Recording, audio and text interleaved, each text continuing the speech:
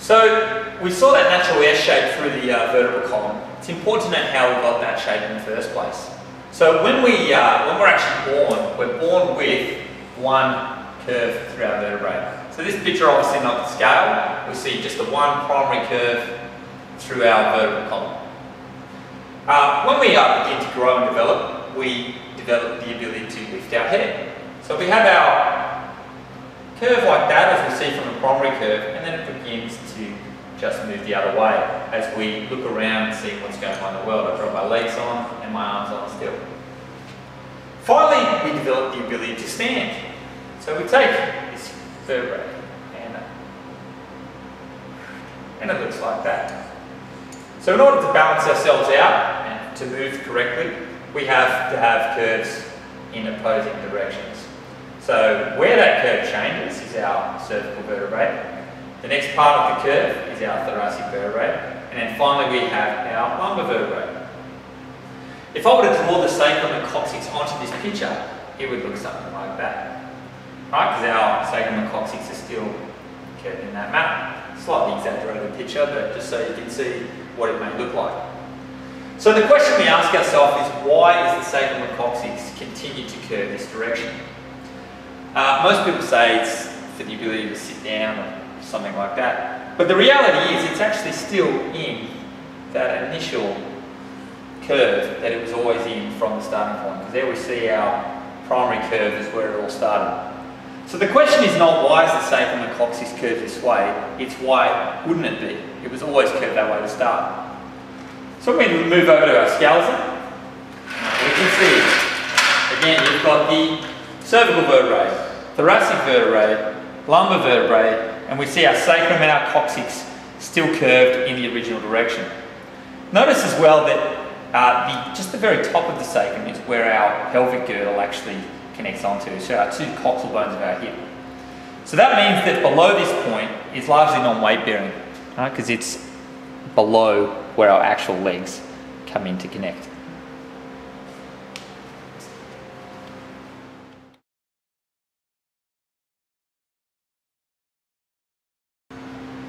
So we've seen what happens when these curves develop naturally, but what happens when they actually develop unnaturally, or we get different spinal conditions? So the first condition we've got is called scoliosis. Now scoliosis can be defined as an abnormal lateral curvature in the thoracic region. Lateral curvature means it must be bending to the sides. Right? So if we've got our vertebral column that runs straight up the middle of our back, someone with a scoliosis condition, you'll actually see it curve through that thoracic region. Difficult in this skeleton to show, but it would actually look something like that.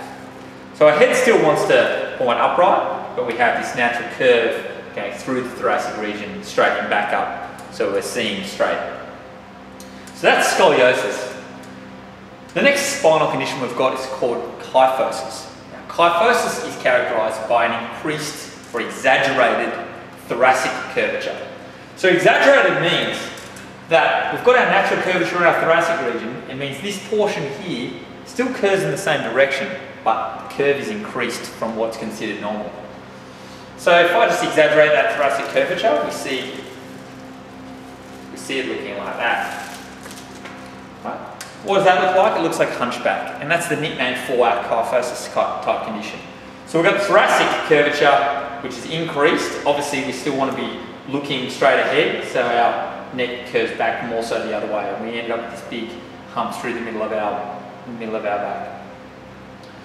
And the third condition is called lordosis. And lordosis is nicknamed swayback. So it's an increased or exaggerated thoracic lumbar curvature. So this section down through here is our natural lumbar curvature. But if we have an increased lumbar curvature, we see the stomach poking out, and we also see the bum poking out the back. It's hard to do in this model. So just the stomach sticks out, which therefore causes a result in the bum sticking out. So sway back, or pot belly. So if I was to example on myself what these conditions might look like, and I'm going to exaggerate the examples, I would see scoliosis looking something like that. So an increased or an exaggerated lateral curvature through my thoracic region.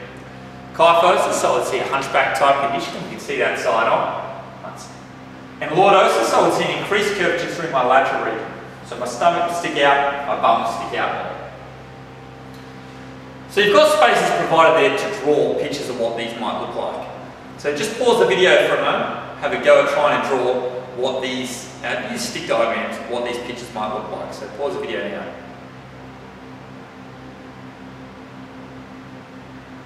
Okay, welcome back. Now you've had a chance to do that, let's have a look at what scoliosis might look like. So if I just roll my head, scoliosis condition, this is either looking directly front on or directly back on. We saw that in lateral curvature through the thoracic region. Kyphosis, we're going to see looking side on would be the best view to do it. Looking something like that, with an increased or exaggerated thoracic curvature. And lordosis,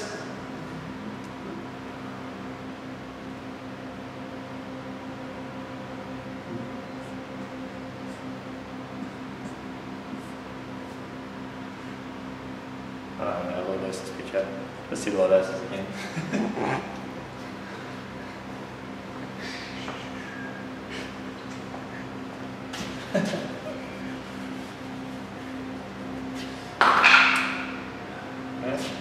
Start talking shit.